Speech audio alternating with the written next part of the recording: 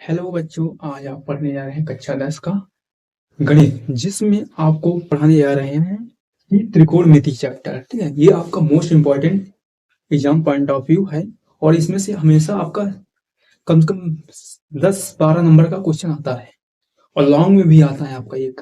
आप क्या करेंगे, यहाँ इसको पढ़ने जा रहे हैं। देखिएगा, सबसे पहले आपको त्रिकोणमिति, देखिए यहाँ हेडिंग लिखे हैं त्रिकोणमिति चैप्टर का। ठीक है, अब देखिए त्रिकोणमिति, आप इसको देखेंगे तो आपके मन में आएगा कि त्रिकोणमिति होता क्या है। तो आप इसके बारे में थोड़ा डिस्कस करते हैं। देखिए त्रिकोणमिति के बारे में, त्रिकोणमिति जो है आपका दो ग्रीक वर्ड का शब्द है। जैसे यहाँ इसको तोड़ते हैं, अगर त्रिकोणमिति लिखते हैं, त्रिकोणमिति। ठीक है, त्रिकोणमिति अगर देखेंगे तो ये इसमें दो शब्द क्या हो रहे हैं, देखिए अलग अलग। देखिए त्रिकोणमिति अगर देखेंगे, त्रिकोण आप जानते हैं, जिसका तीन कोण होता है वो क्या कहलाता है, त्रिभुज होता है ना। तो यहाँ देखिएगा प्लस मिति, मिति जो होता है मापन होता है। ठीक है, याद रखिएगा, मिति मतलब मापन।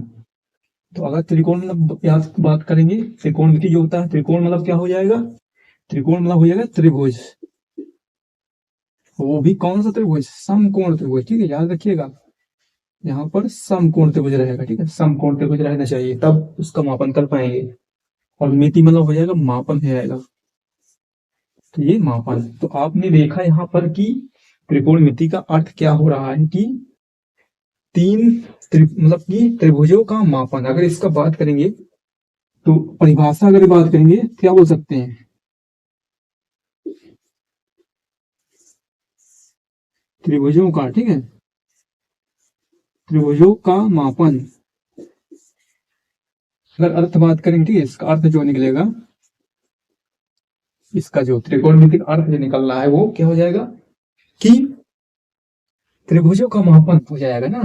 तो ये आपका ग्रीक शब्द का है, तो ये आपका हो जाएगा। अब यहाँ पर थोड़ा आप यहाँ देखते हैं, ये जो त्रिभुज रहेगा ये समकोण त्रिभुज रहेगा। याद रखिएगा आप, समकोण त्रिभुज रहना चाहिए। थोड़ा अब ये आया आपके पास, समकोण त्रिभुज क्या होता है इसके बारे में थोड़ा डिस्कस करते हैं। तो देखिए समकोण त्रिभुज की बात करेंगे तो यहाँ पर देखिए समकोण त्रिभुज क्या होता है, लिख देते हैं समकोण, समकोण त्रिभुज। देखिए समकोण त्रिभुज बोलते हैं राइट एंगल ट्राइंगल। इंग्लिश में लिखते चलते हैं, राइट एंगल ट्राइंगल।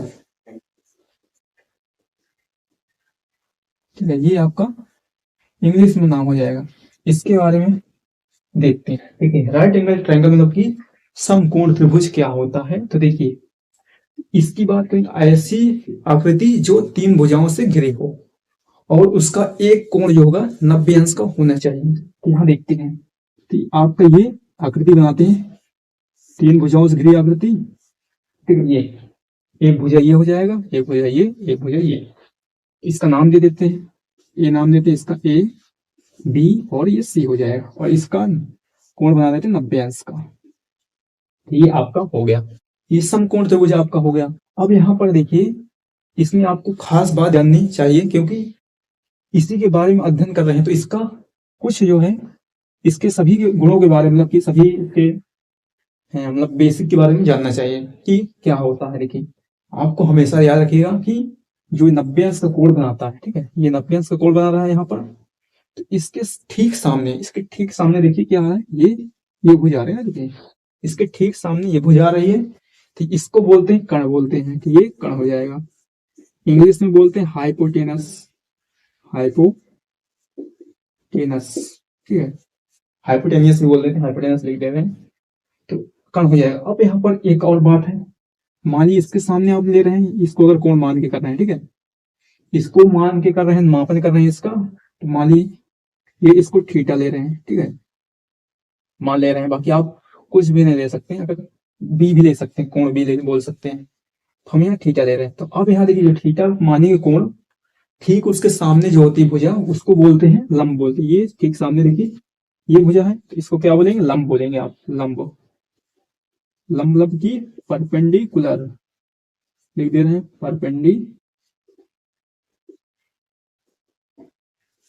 ठीक है, परपेंडिकुलर बोलते हैं। तो ये आपका हो जाएगा, तो ये आपका लंब हो जाएगा। अब देखिए जो बचती है भुजा, तो उसको क्या बोलते हैं, ये हो जाएगा आधार हो जाएगा, मतलब कि बेस। जिस पर कोई त्रिभुज खड़ा होता है वही आपका आधार हो जाएगा। आप देखेंगे जो घर होता है वो भी आधार पर ही खड़ा होता है, नींव जो होती है ना उसको आधार ही बोलते हैं, मतलब कि बेस होगा। बिना आधार के जो है कोई घर हो या कोई भी आकृति हो वो टिक नहीं पाएगा, ठीक है। तो उसको आधार देना पड़ेगा, बैलेंस नहीं कर पाएगा ना।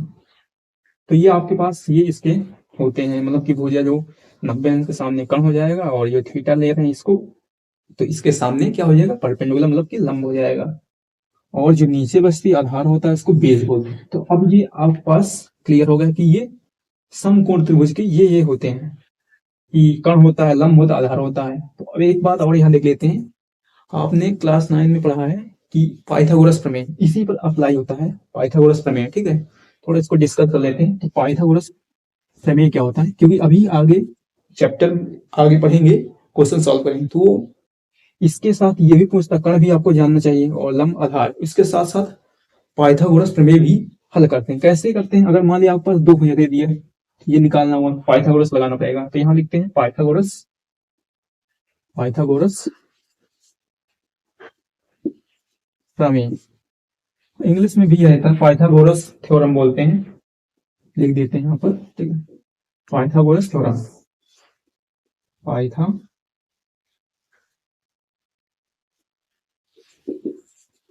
पाइथागोरस थ्योरम, तो ये आपका इंग्लिश नाम हो जाएगा। इसमें होता क्या है, देखिए पाइथागोरस थ्योरम में होता क्या है कि आपके पास कोई समकोण त्रिभुज दिया रहेगा, जिसमें क्या होता है, कर्ण जो होता है वो कर्ण सबसे बड़ी भुजा होती है।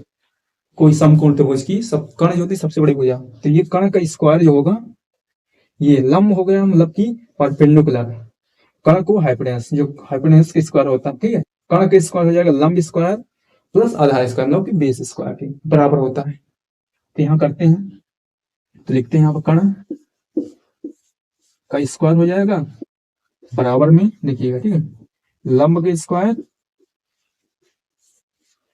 लंब का स्क्वायर प्लस आधार का स्क्वायर, आधार का स्क्वायर, ये आपका पाइथागोरस थ्योरम। इंग्लिश में लिख देते हैं, कर्ण को एस से लिखते हैं, देखिए हाइपोटेनस को एस से लिखते हैं, पी से परपेंडिकुलर हो जाएगा और एस बी से बेस हो जाएगा। कैपिटल लेटर यूज करते हैं, हमेशा ध्यान रखिएगा। तो आपका एच हाइपोटेनस का स्क्वायर इक्वल में लंब जो होता है उसको परपेंडिकुलर पी बोलते हैं, पी का स्क्वायर प्लस में आधार जो होता है बेस बी का स्क्वायर।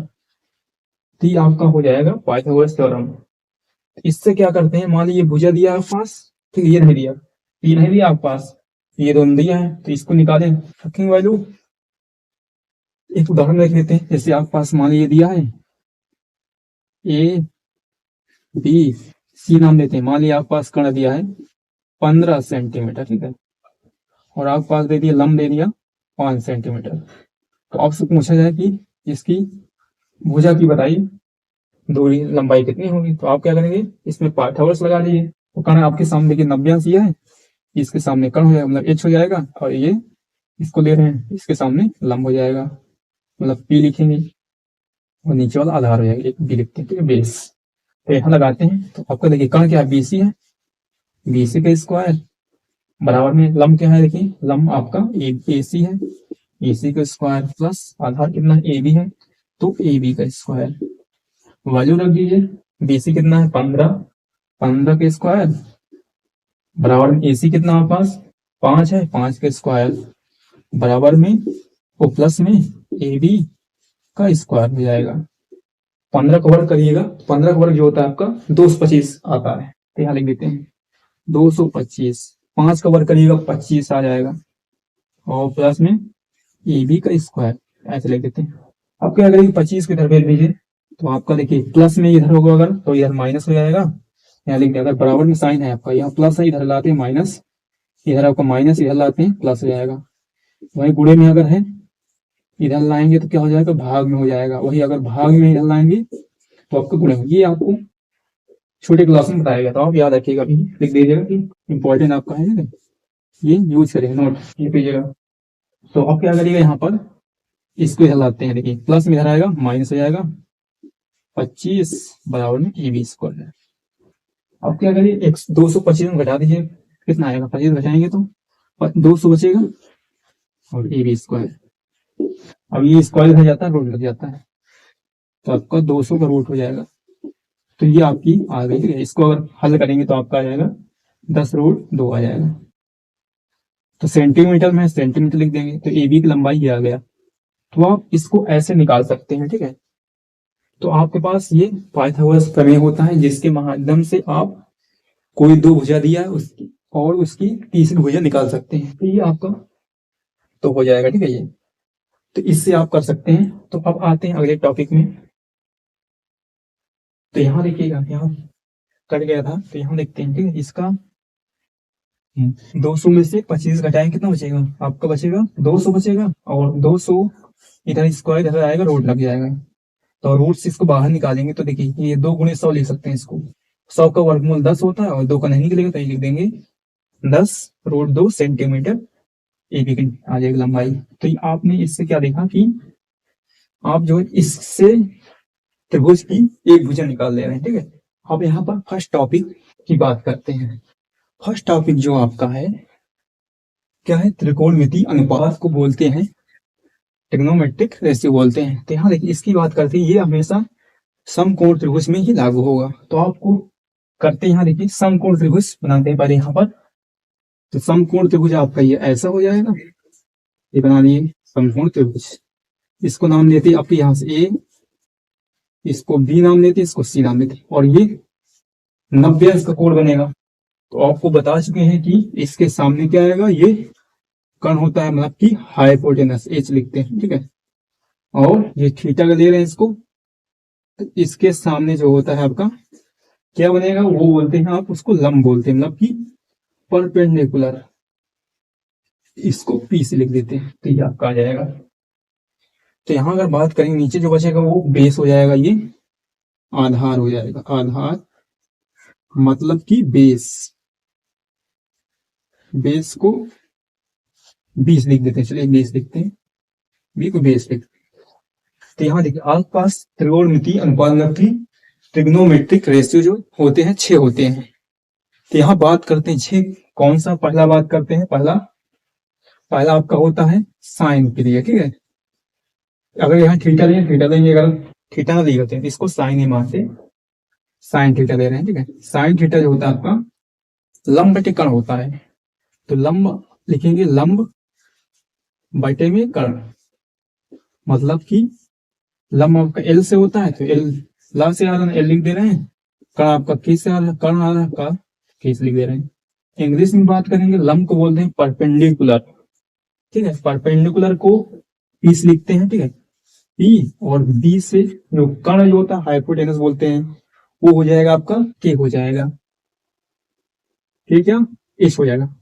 हाइपोटेनस S से होना, कैपिटल लेटर का यूज करते हैं जो होगा।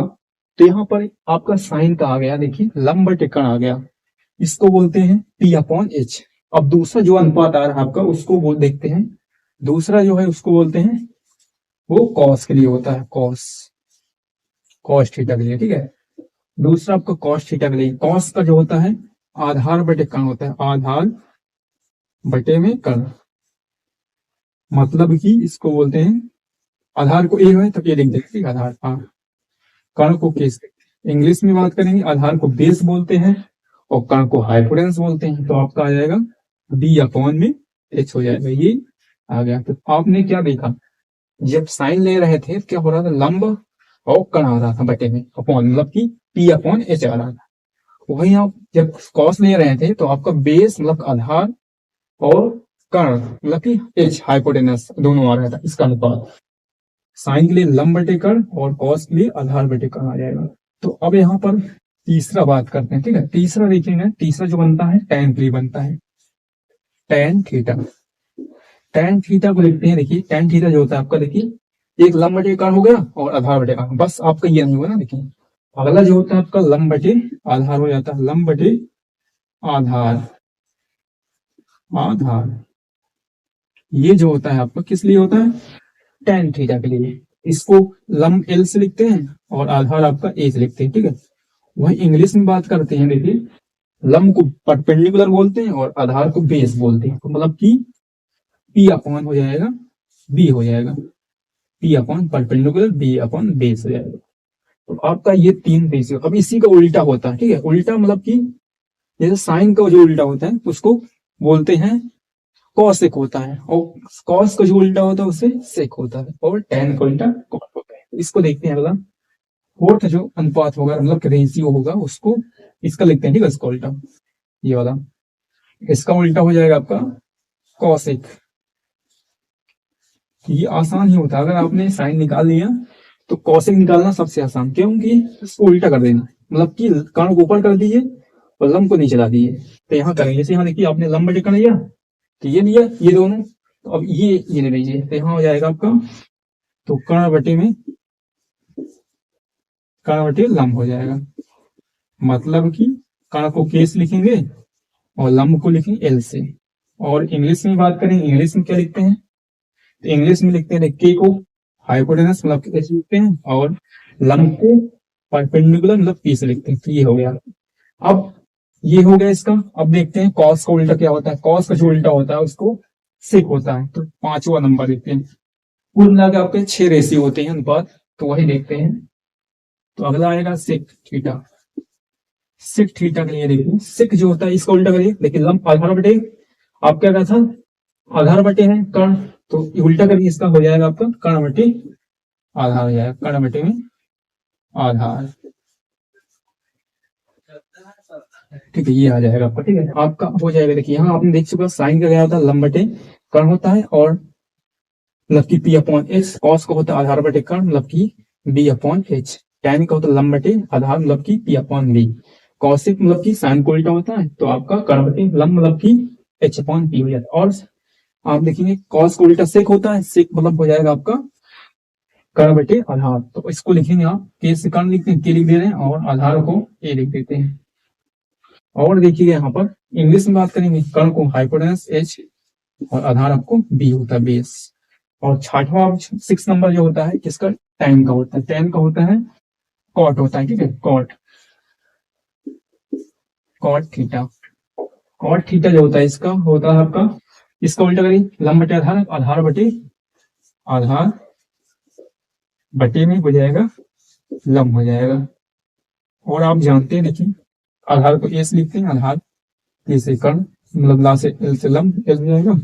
और इंग्लिश में अगर लिखेंगे तो आपका हो जाएगा, कॉट को लिखेंगे आप, देखिए आधार बेस होता है बी अपॉन में लंब मतलब पी से परपेंडिकुलर। तो आपके पास ये 6 ट्रिग्नोमेट्रिक रेशियो मतलब की त्रिकोणमितीय अनुपात होते हैं। तो इसमें आपने देखा कि साइन का होता है लंब बटे कर्ण, कॉस का होता है आधार बटे कर्ण मतलब की इंग्लिश में भी बोलते जाते हैं, साइन का होता है परपेंडिकुलर अपॉन हाइपोटेनस, और कॉस का होता है बेस अपॉन हाइपोटेनस।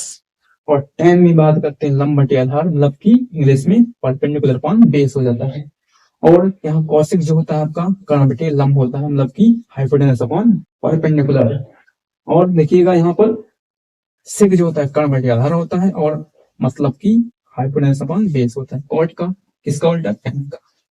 तो आपका हो जाएगा ये आधार बटे लंब मतलब की B upon P base upon perpendicular. ये आपके पास पहला टॉपिक है कि इसमें त्रिकोणमितीय अनुपात आपने देखा। अब अगले वीडियो में आपको क्वेश्चन सॉल्व कराना इसको सिखाएंगे। तो आपने देख लिया, ठीक है।